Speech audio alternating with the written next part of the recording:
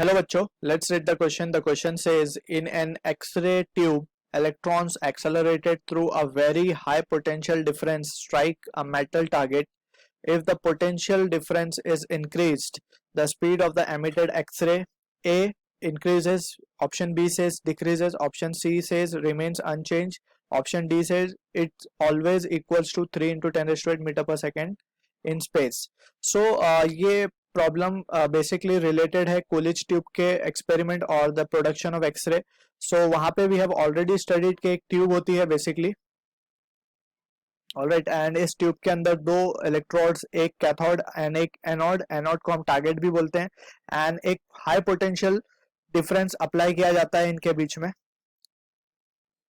So this is high voltage source. अब इसमें cathode से high electron energy high energy electrons निकलते हैं और वो टारगेट को जाके हिट करते हैं, और वी कैन से एनोड को जाके हिट करते हैं. And once they hit the anode, so जो काइनेटिक एनर्जी इनके साथ एसोसिएटेड है वो है हाफ mv². लेट से जो इलेक्ट्रॉन निकले उनके पास जो काइनेटिक एनर्जी है it is equals to ev. v जो है यहाँ पे पोटेंशियल डिफरेंस अप्लाइड है between the two cathode and anode.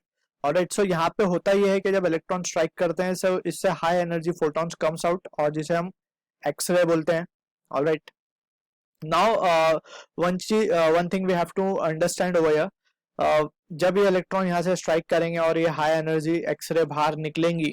Alright, so in this case question में हमसे पूछ रहा है कि the speed of emitted X ray. So basically X ray भी एक इलेक्ट्रोमैग्नेटिक वेव है.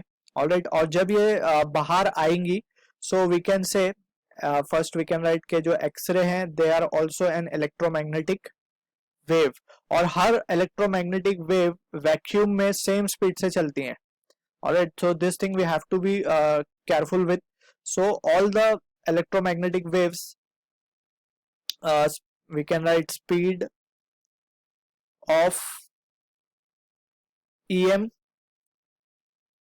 waves in vacuum is same and equals to speed of light and equals to speed of light. और हमें पता है स्पीड ऑफ लाइट क्या है स्पेस में, 3 into 10 raised to 8 मीटर पर सेकेंड. ऑलराइट, यहाँ पे ऑल्दो क्वेश्चन में हमसे पूछ रहा है कि स्पीड ऑफ एमिटेड एक्सरे क्या होगा. तो जो कि एक्सरे बाहर आ चुका है, सो एक्सरे की स्पीड वही होगी जो लाइट की स्पीड स्पेस में होती है, जैसे 3 into 10 raised to 8. Alright, so यहाँ पे पोटेंशियल अगर हम इवन अगर पोटेंशियल इंक्रीज करें सो जो काइनेटिक एनर्जी ऑफ इलेक्ट्रॉन है वो स्ट्राइक के बाद लूज करेगा, और जो एक्सरे बाहर आएगा एक्सरे की जो भी स्पीड होगी वो that will be equals to 3 into 10 raised to 8, because itself X ray जो है इलेक्ट्रोमैग्नेटिक वेव है. ऑलराइट, सो आई होप ये कंसेप्ट आपका क्लियर हुआ होगा.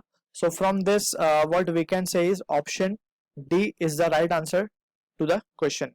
I hope you understood it well. All the best.